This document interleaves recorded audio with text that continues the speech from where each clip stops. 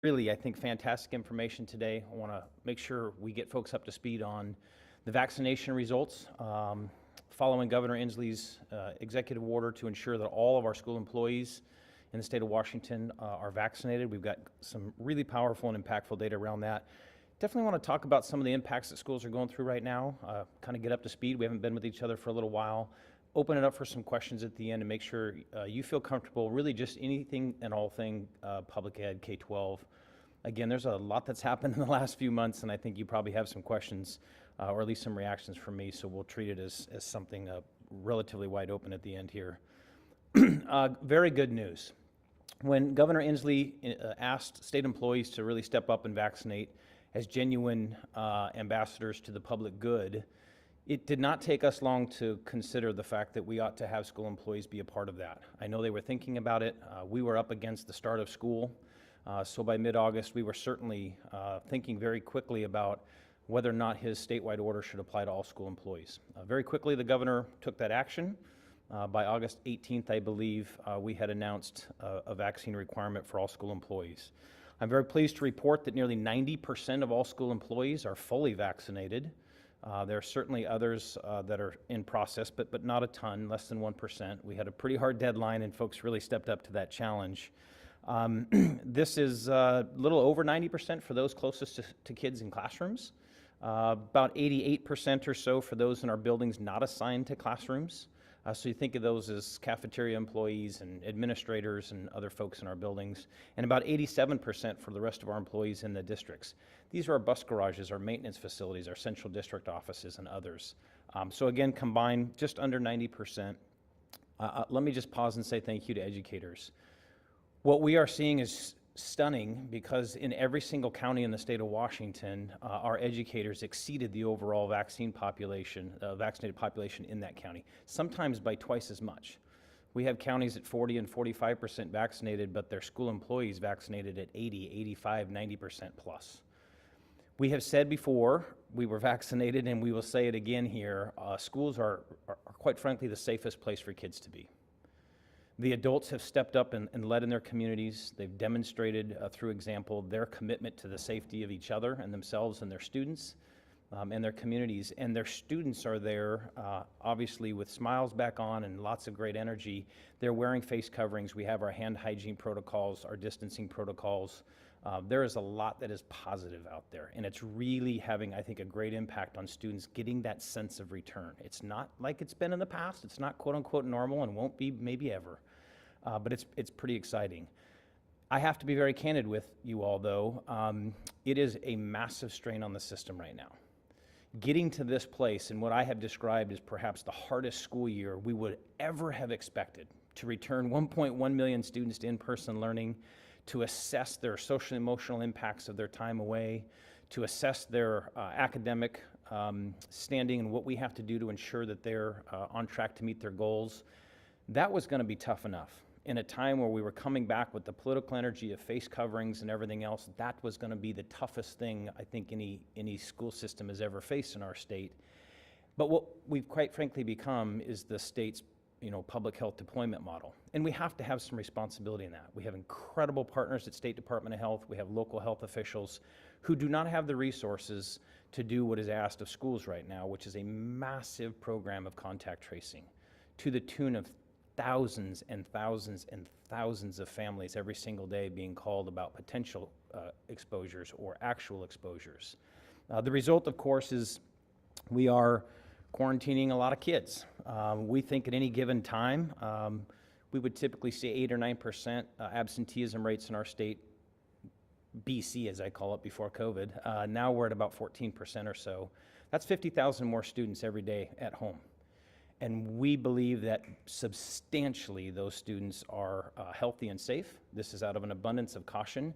But the disruption to learning and the impact on teachers to make up lesson plans, the strain on the system in other ways is immense. So we are definitely looking for some relief when it comes to that possibility, and I'll share a little bit more about that. I keep using the word unsustainable because that's what I'm hearing from the field. hear this positive impact of vaccinations. 12 to 18-year-olds vaccinating now at 65, 70%. We expect 5 to 11-year-olds to get this opportunity soon. Our educators stepping up. We've kept our cases low. In fact, we said from the beginning we'd come in after the summer, 1 million plus kids running around all summer, many of them unmasked, would come into our schools during Delta. We would see an increase, and then we would quickly be a contribution to decreasing those curves, because that's the place where kids would be 6, 7, 8 hours a day wearing face coverings with the strictest health protocols in the country, and that's exactly what we've seen. And so we would expect some relief on that front, and are encouraging both DOH and the governor to take further considerations on how we can focus on safety in the highest risk places, unmasked students who need to eat a meal or something like that. I'm going to throw out a possibility. We're looking now at this point for thresholds. We've heard from our school districts pretty consistently. Give us a benchmark. What are we shooting for here as we begin to roll back some of the other opportunities? Again, focusing on safety, but what are the highest value safety measures that keep more of those 50,000 plus students in school and fewer of them out for 7, 10, 14 days? Department of Health is working really hard on this. They've already communicated that they're going to try to get some relief on how much time students are out when they are quarantined. We'd like to think of, consider things like an 80% threshold. If we can get our school buildings to a combination of 80% vaccinated staff and students combined, we'd like to see some relief from those things. We think that's the kind of motivation that will both help get people vaccinated and obviously give a little hope out there. So to all of our building principals, to our nurses, to those who are on the front lines of this public health epidemic as they serve in schools, thank you. It is just unbearable in some places. It's really, really challenging, but there's this sense of hope because they have kids with them. They're excited again, and the learning is happening, and students are in athletics, and they're in dance, and they're in music, and there's just so much that's positive. But we want to keep building that momentum, and we would expect folks to continue to work with us to figure that out. That said, this school year, like last year, we're down about 3.5% in enrollments. That's going to be a $400 or $500 million impact, depending on how you calculate that. Our legislature assumed we would bounce back this year in enrollments and budgeted as such. It looks like, particularly in early grades, those families maybe who found a different option last year are sticking with that option. A lot of homeschool is what we assume is happening, and we really respect those families for that decision. What we do not want to see is our schools at a time of a massive labor shortage, a very difficult time hiring folks in, and going through the double duty of returning to in-person learning while they're deploying these public health protocols. This is not a time to reduce more staff.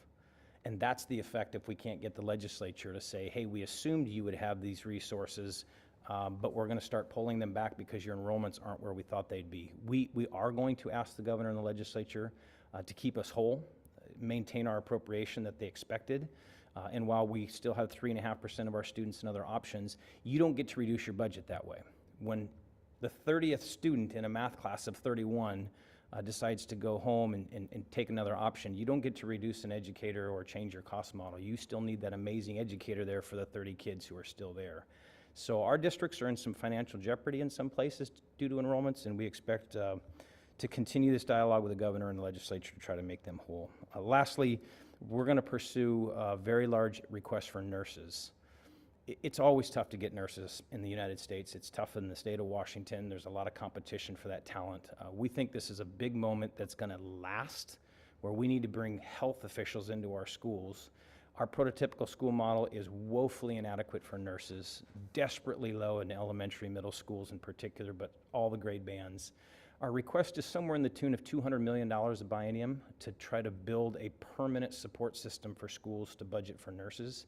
We know it'll be a challenge in the beginning to get more of them, but I think there's a lot of acute care nurses in critical facilities that are pretty burnt out as well, and in the years to come, we think maybe they want to get close to students and help us kind of build something more comprehensive than just responding to a health crisis. Schools are where you can really build good health habits. So it's a big initiative of ours, and wanted to share with you that you can expect a $400 to $500 million request from us to hold harmless districts through this, and a $200 million biennium request on nurses.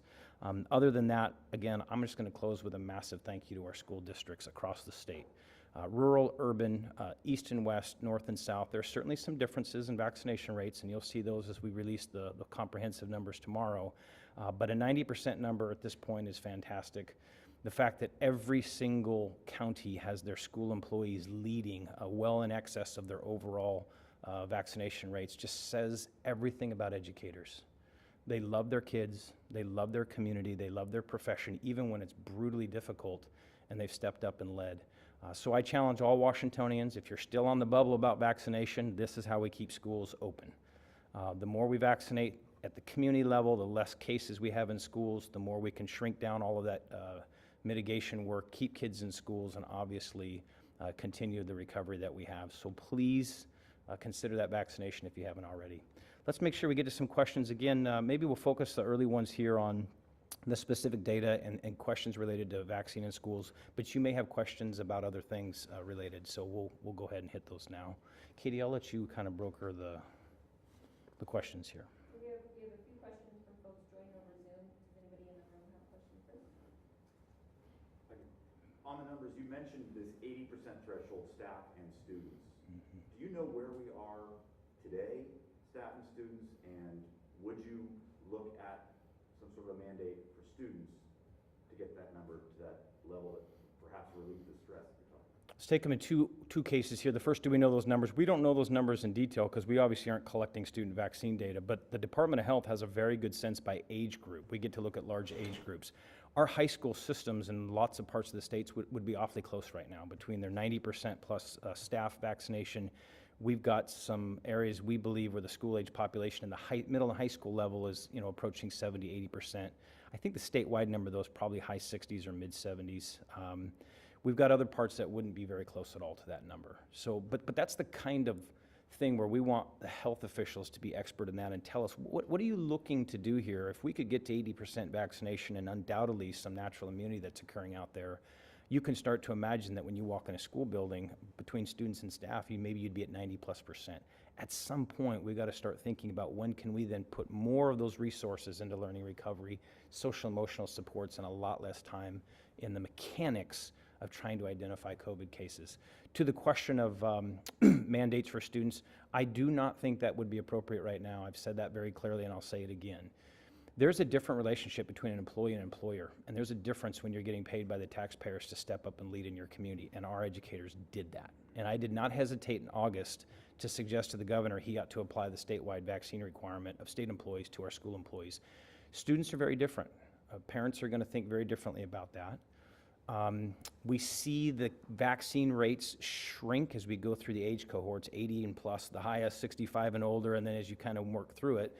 So we're, 5-10 points behind the state average right now with high school students, and we would expect the vaccine available to 5 to 11-year-olds to be even lower initially.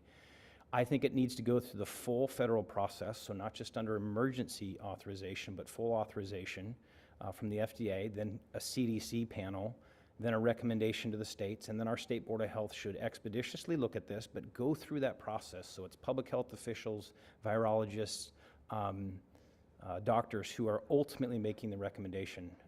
I suspect next school year we could be talking about this, and I would certainly support that for next school year. I do not see anything right now that would cause me to want to truncate any of those really good public processes. We have to build trust with a lot of families when they vaccinate their children. The good news, and I'll kind of close with this, is we have lots of vaccines required right now in the state of Washington. We have a 90 to 93% adherence rate with that when students come to school, generally as first-year students, as kindergartners. But we have a lot of students who come in as 8th graders from private school or homeschool models, some who come in high school. We have very good vaccination rates, and I expect we will do the same with this one in time. But it got so politicized nationally that I think initially those numbers might be low, and I think all the confidence of public health officials and doctors making the recommendation would be wise. There's a sizable amount that was obtained medical and religious exemption. So what accommodations are being made for that specific group to keep not only themselves safe, but the students safe? Yeah, we're 9 or 10% religious accommodations statewide. It varies by districts. We have some districts with virtually none of those and some with quite a bit more. That is a local decision. We've said that consistently, and that's very consistent with federal law. Once you are in an accommodation process, you really are trying to make sure that you can meet the needs of the employee and the employer, which means we're seeing them essentially get to agreements where additional masking, so maybe double layer masking, more distance requirements, locations and spaces and places where the unvaccinated adult just can't be, maybe in lunchrooms because there's so much unmasked numbers of students and staff. Definitely weekly testing regimes we're hearing about all over the state. So different strategies. Most districts are deploying one or more of those strategies as part of the accommodation process. But there's a part of this where you folks are going to have to talk to individual districts and say, what was your standard protocol? We used a combination of those here at OSPI, and I should say for the record that the offices that operate in this building, mostly OSPI, but the State Board of Ed and the Public Educator Standards Board, PESB, we vaccinated about a 96.5% rate. And there's also just a few hundred that didn't get the exemption or the vaccine. At a time of staffing shortages, what message do you have for that group? Yeah, the question is really, for those who didn't take the vaccine and did not seek an exemption, we think that's about 470 folks, maybe 500 folks around the state, 0.3% or something like that of our total staff population. We hate to see those folks go. These are folks who are clearly committed to education. That's how they got into this, but they made a tough choice for themselves, and I want to respect that.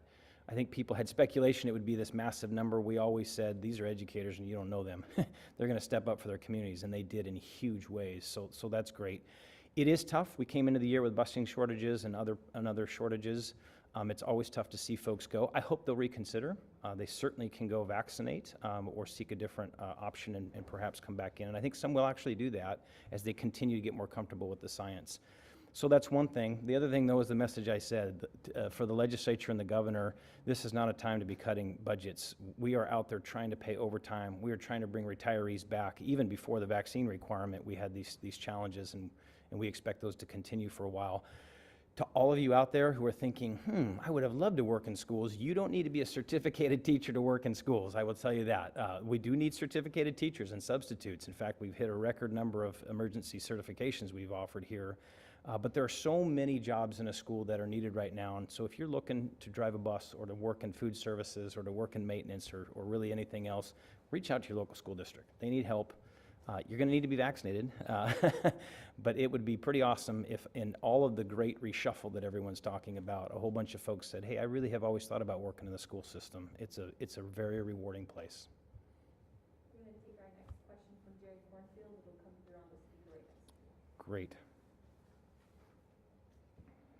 Thank you, Superintendent, for taking my question. I have two questions. The first one, just on the data. The several local school districts I've spoken with, they've indicated they've excluded substitute teachers, custodians, bus drivers from the data. They said they weren't required to provide it. So knowing that hundreds, and probably across the state, thousands of people who are in our schools or associated with our schools are not in the data, how accurate are these numbers? Thank you, Jerry. We feel really good about them, about 155,000 head count on this, so this would capture virtually everybody. We were really clear so that districts didn't pick different categories of employees to put in different categories of their employment location.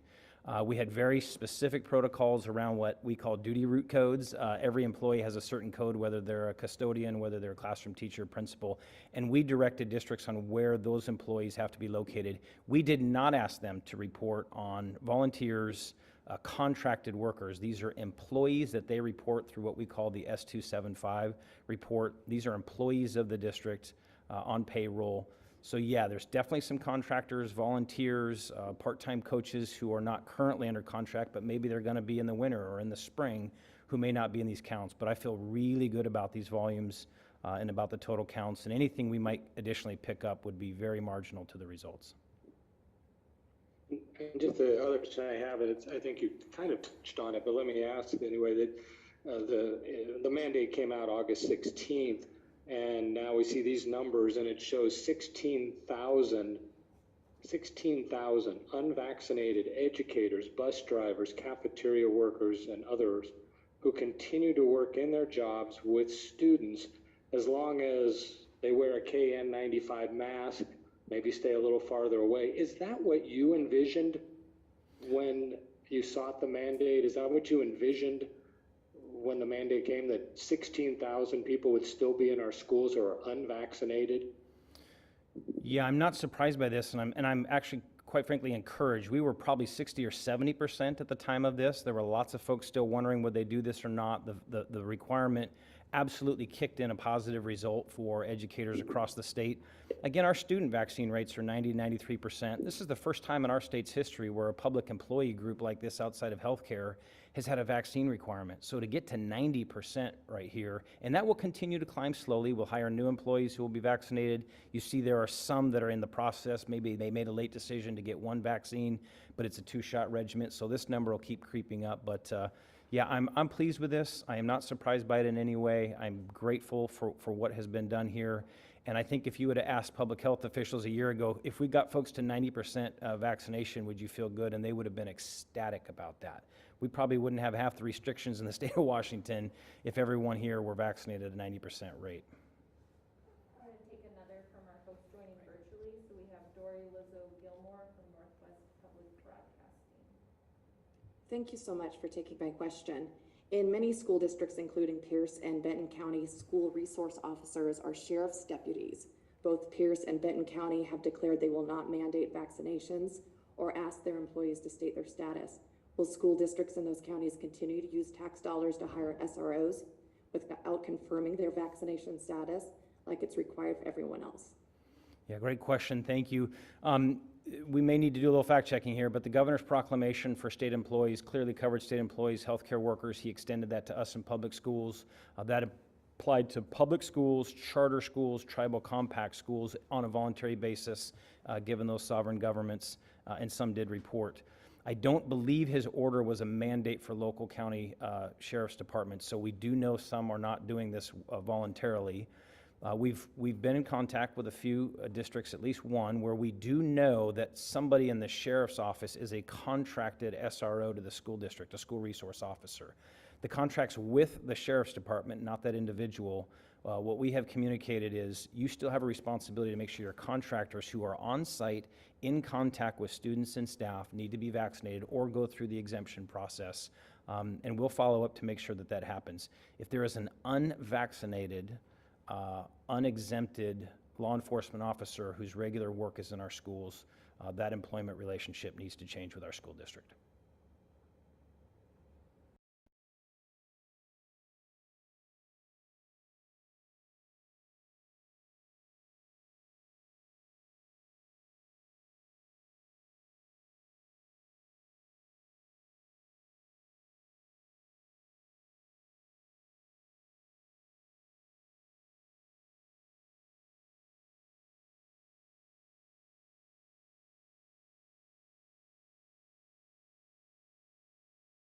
Taking on the responsibility that you may be infected and may not even know it, and reducing those droplets and aerosols to other people. It is a ultimate exercise in trusting and believing and caring about your community. In a school system where maybe 70% of our high school, middle school students are vaccinated, that's a lot of kids not yet vaccinated, 30% of them. We're just getting to 5 to 11-year-old opportunity here, so I do not anticipate the mask expectation coming down this year, although, you know, obviously what the governor has consistently said, and is this is constantly being re-examined based on the data. So one of those things we keep asking Department of Health is at some point we've got to sort of bifurcate the statewide guidance with where are we having success. And again, you heard me say it earlier, if I've got a school district where the staff is 95% vaccinated and the students get to 70, 80, 90% vaccinated, I would expect them to have different opportunities than a place that continues to resist the vaccine. And that's just good public health policy, but you should plan on wearing masks the rest of the year. Children can't carry the virus, and that small age group, the elementary school kids, the FDA is still finalizing that age group. Is that a concern for teachers, or how can we mitigate that to keep the teachers safe as well? Well, the best thing they can do is vaccinate, and they really stepped up here. So remember, our educators are now vaccinated at this 90% rate. You know, generally speaking, some variability around the state. They are still wearing face coverings as educators. They still have their own health and safety protocols. All of them, every one of them, students and staff, the guidance is still, if you're not feeling well, you need to stay home. So we've got these great protections in place. We continue to believe they're the strongest in the country. That's not a good news story for everybody, but we think from a public health standpoint, it's a good news story. So I think our educators have shown, a very high confidence in what's happening out there. Although there are places where they're constantly checking in to say, hey, you know, I need to tell you that we got to step our game up, and that's all kind of nuance at the local level, but they've just clearly stepped up. And fortunately, we've got those cases coming down in all age groups, including young people, so it's working, and I feel very, very good about that. Getting a little ahead of the game, but your focus is on getting people the initial vaccination. Teachers are now eligible for the booster. Are you encouraging them to get the booster? I don't imagine that's data that you're tracking, but a lot of teachers early on, eligible early, they're now eligible for a booster. Important to do that. Do you encourage them to do that? They're in classrooms with Absolutely. the K through 5 or classrooms full of kids that are not vaccinated. All of our staff, I mean, what's made this moment possible is all of our staff have to think about how they offer maximum protection for their students and for each other and for themselves. The booster is available for adults, school age, or school employees are in one of those, sort of considered high-risk occupations for purposes of the booster, at least the first 2 that were authorized. They should go get it. I mean, if they were comfortable getting the first shot sequence or the single J&J, please go get your booster. It protects them, it protects others. We're clearly seeing breakthrough cases. And thankfully, as the science tells us, that's very different than social media, the science tells us that the booster is doing what boosters are supposed to do, which is sort of doubles down on your immune system. It doesn't mean you aren't going to get sick necessarily. It means you are much less likely to have severe impact from this, almost virtually keeping people out of the hospital and shrinking the mortality rate to almost nothing for those who are fully vaccinated and getting the booster. So yeah, we would really encourage that for folks. I'm encouraging it for our staff. We are not going to track that short term. Wouldn't expect to unless there's a proclamation from the governor different, but we don't expect that either. So I want to be clear about that. The governor's vaccine mandate for school employees is about the initial shot sequence or the single J&J, and the proclamation does not presume that everyone has to go get a booster at this point. As you mentioned, this year has probably been the most difficult because you're getting all these students back into the classroom. Having speaking with a teacher up north, they said that they're being asked to do more, such as COVID policing, which is taken away from their daily normal teaching practices, and it's asking them to be stretched even more, doing work outside of the hours and catching up, and also just the demand to bring kids back up from the delay that they've had, and also the burnout rate. What's your concern in regards to that and also the future of next year's teacher population? Yeah, this is, people use the word heroic all the time, and I know that might feel, trite to people as we keep using that word. There are parts of this dilemma where I look at certain occupations as totally heroic, and obviously those on the front lines, healthcare officials, no question. Our educators are in that space, as I said. We brought 1 million students back under the safest protocols possible. It's gone very well, but they were simultaneously teaching new cohorts of students, trying to evaluate their learning from the prior year, trying to evaluate their social emotional impacts of being isolated. And I'll be honest with you, we've got a lot of elementary teachers who say, I'm kind of reteaching kids how to go to school. If they were a kindergartner, first grader, second grader, they really haven't been in school from age 5, 6, and 7 in person in a lot of places. So it's just remarkable to watch them do that. And then they do have this responsibility to sort of make sure that kids are wearing their masks properly, which has not been an issue statewide. Our students have been incredible in stepping up, but there is more work. And when you're constantly contact tracing and sending students home on a regular basis who are otherwise healthy, that's a teacher building individualized lesson plans. The students coming back, with work that has to be turned in later. They're giving them that quiz or that follow-up learning assessment when everyone else took it the day before. If you've ever taught, getting ready for a substitute and coming off a substitute teacher is sometimes the hardest part of your entire job, and our teachers are going through that right now.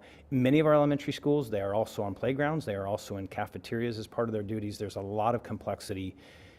I keep using the word unsustainable because we are going to have relief, or as you have indicated, the burnout is very real. Pre-COVID, BC, before COVID, about 4,400 annual emergency certifications for substitutes. We're up to 4,800 already, a 10% increase. We expect to be over 5,000. That's on a calendar year basis. We'll kind of beat the old record here. There are a lot of people who are second guessing whether this profession is for them at this pace. I know they're committed. I know they love it. We want them here. We need help from the governor and public health to figure out exactly what we must do to focus on the highest profile health risks and let some of that other stuff go, given the performance of our health protocols to date and just the incredible way our educators stepped up on vaccine. We've got 2 questions from folks online. The first is Dahlia Hi there, thanks for taking my questions. My first question is, only about 3% of state workers were granted accommodations for religious or medical exemptions, whereas school workers were granted, as you know, at a rate of about 10%. Does it concern you that districts are granting these exemptions at a higher rate on average than other state agencies? And what do you think when you see districts granting a high number of exemptions? Yeah, thank you, Dahlia. I think there's definitely some real unique differences between our school system and state employment. State employment is largely concentrated in urban centers. We have school funding formula models that drive quite a bit more staff in rural communities, and this vaccine followed sort of a lot of the political culture out there. So I definitely expected more school employees, particularly in those vaccine hesitant areas, to mirror their communities. So that's not a surprise at all. It is a local decision. I also think there's something very powerful about how many part-time employees we have. So what's not normal or consistent with state government is our bus drivers, our cafeteria workers, those on playgrounds, coaches. We have a lot of employees who are part-time employees. And I think they make a different decision. If I'm weighing a vaccine decision in my life and I'm somebody who's vaccine hesitant, which I am not, but a lot of people are, I think you might make a different decision for a $70 or $80 or $90,000 full-time job than you do for $1,000, hour a year job at 15 or 16 bucks an hour. I think the nature of our workforce is a huge contributor to why folks said, hey, that's something I'm either willing to walk away from in higher numbers, or I'll go seek a religious exemption. If I'm denied, I'm more comfortable walking away. We've got some work to do on that, and I think we need a partner in the legislature to recognize that if we could rebalance these calendars and we could be thinking about school as a more sustainable activity for students and staff than the intensity of 180 days, I think we would have seen a different outcome here. So not surprised by the 10%. It sure varied by parts of the state. Really pleased at the 90% vax rate, and that'll continue to climb, but not too surprised by that. Next question is from Griffin Riley from the Columbian. And Dahlia, we'll come back if you had another question too. So Griffin, go ahead. Yeah, I actually wanted to follow up on a question, on Dahlia's question. Can you talk a little bit about the criteria that you communicate to districts to consider when evaluating those religious exemption cases, and how are you able to distinguish, or how are districts able to distinguish those from more personal or philosophical exemptions? Yeah, there's a standard framework that we sent out. I suspect that was late August or early September. We can certainly follow up with you on that. It's consistent with what is in the federal guidelines today, which is definitely a presumption of the sincerity of the employee's deeply held belief. We had a series of questions that every district had as a framework. They were certainly allowed to go beyond that. If they didn't feel like it was a sincerely held belief by the employee, they could certainly go further than that. Obviously, this has been one of those interesting gray areas and challenging for folks. You could not walk in and simply say, my church doesn't believe in this, and get an exemption if your church hasn't made that publicly stated, and there are only a few around the state. So this really was about individuals describing this deeply held belief. The federal law is really clear. It doesn't have to be a long-standing belief. It doesn't have to be affiliated with a formal church organization. It can be a recently adopted belief. We didn't get into the detail of that at OSPI because the employer of record is the school district. We gave them the framework, and then they made those decisions and followed their guidance. And obviously, it did mirror quite a bit, I think, this larger sort of political culture around the vaccine. But again, I'm super pleased that even in places with 40 and 45% vaccine in their community, we saw those school employees at 70, 80, sometimes 90%. This is for a different topic, if you can answer this. We're also hearing that districts are allowing students to opt out of assessment tests. Why is that? Our assessment this fall is something that we are offering. We negotiated with the U.S. Department of Education. These are assessments that were going to happen last spring. We thought it was wise to wait. We wanted last spring to be about bringing those students back. As you recall, we had that 30% threshold. We wanted to re-engage students in in-person learning. Didn't want to use instructional time for that. So we're in it now. We've shrunk that assessment. It's essentially done in one class period for each subject. There were a lot of waivers that came with that. So the U.S. Department of Education does not require a 95% test participation. These are not being used for statewide accountability of districts and scoring. We will have our regular assessment in the spring, albeit a little shorter, where that will count. So I suspect if you're coming back to the most difficult school year ever and you're carrying out health protocols as a public health duty, maybe the least important thing to you right now is a standardized exam. We still want folks to take it. We think it's informative, but mostly to inform kind of where are their students and what can they do to make improvements. But we will not be disappointed by less than 95% participation. I would not be encouraging students not to take it. In fact, we've heard districts who, even though some students are hesitant, are really encouraging it because it is a pathway option. It is one thing you can do at a certain score to demonstrate one of our grad requirements, which is a pathway option. And so we see a lot of districts with high fidelity offering the exams. One last follow-up to that. If not all the students are taking those tests, how did your teachers identify those achievement gaps? Yeah, I'll grip the podium only gently and tell you that the last thing I would do as a teacher is use a federally mandated standardized exam to determine where my students are. It is a part of state accountability, and I think it's an important part. It is not a good tool for individual student accountability. So the cool part about teachers in our state is as they get certification, it is more than just knowing their content. They learn about assessment and learning where students are. They've got tools they used on day one, many of them over the summer as they spent federal dollars preparing for this and bringing students in. So we have local assessments in reading and math and science and other subjects that are far more responsive immediately so that teacher and student get an interaction more quickly. Those are far more effective. That's what they've been using and will use. So you know me, I'm not going to be too excited one way or the other, no matter what these fall scores look like. But for state accountability, you know, these are still important things to do. For clarification, people who are working with, say, for instance, the football team that are coached on the part-time, what's the requirement? Are they required to get the vaccine, or is it dependent on the district? Yeah, so most of those folks, if they coach this fall, they are on payroll now. They are currently on payroll, and there can be some other relationships, but generally they're on payroll, and they were a part of this. They needed to either vaccinate or go ahead and get their exemption process underway, and so we saw very high fidelity too amongst coaches. What I was trying to indicate earlier is if you're scheduled to coach in the fall basketball season or the spring track season, you may not even have come to this process yet, but as you come into the system now, they're going to say to you, you need to vaccinate or go through this process. So you're going to see those vax numbers just continue to climb throughout the year. Dahlia, did you have one more? Or? No? Okay. Nobody else online? Anybody else in the room? Dahlia does have a question. Okay. Thank you. I had a question about whether you know anything about the vaccination rates for private schools. I know they were also subject to the mandate. They are, no. We don't collect data on private schools, certainly not in this realm and not in most realms. Their basic education sort of attestation goes through the State Board of Ed, and I don't think there's any process for them in this. So we do not have visibility on private schools. Does any other state agency have that visibility? Does the governor's office collect that data, or do they not submit it at all? I don't believe they submit it at all. We'll certainly check in with the State Board of Ed to see what plans they have, if any. Again, those attestations are kind of happening right now, and generally, when we're not in COVID times, are you offering enough high school credit science? Are you meeting the state minimum requirements? There's some basic attestations they do, and I don't suspect, given the very late recognition of this requirement in mid to late August, that any of that was put in place, but we'll check with them.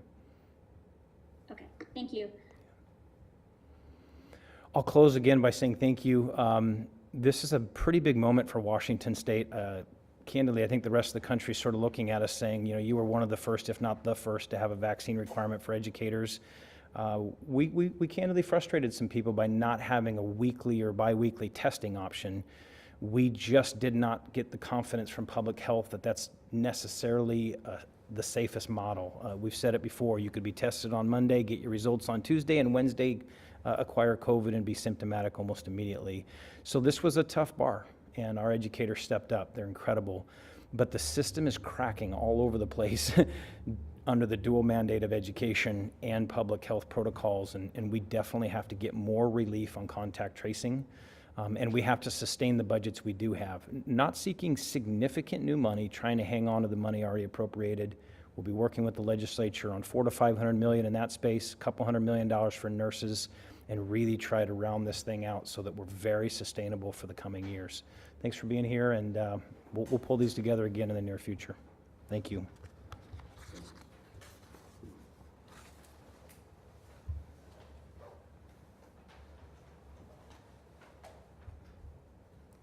And you're here during Spirit Week. What was the theme today? Today was sports today, so a lot of professional sports. College day. It was, yeah. So, yeah. Yesterday was an incredible day of fleece vests and khakis worn by everybody.